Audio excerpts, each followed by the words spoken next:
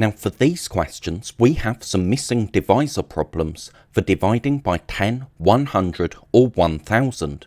And we can tell that the missing numbers must be 10, 100 or 1000 because if we ignore the zeros, we have the same numbers in our dividends and our quotients. So for this first question, ignoring the zeros, we have 4 and 4. For this question, we have 52 and 52. And for this question, we have 83 and 83. So the digits have stayed the same, but they've just moved to a different place value. And that means we must have divided by 10, 100 or 1000. So first, 4000 divided by what is 400? Well, our missing divisor is 10. Because remember, when we divide, we can cancel end zeros, and 400 divided by 1 is 400. So we've cancelled our end zeros, so we know that we only needed to cancel one end zero, so we've divided by 10, which has one end zero.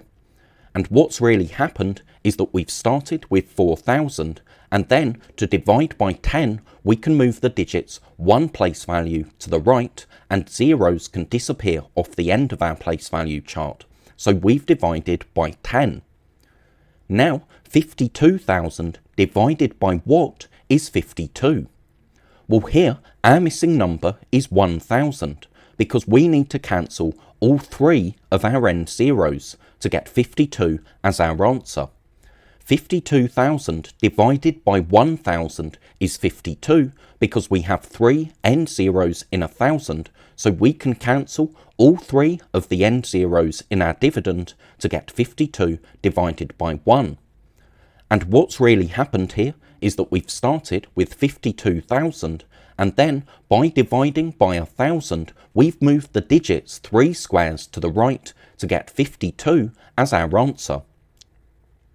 Now, 830,000 divided by what is 8,300?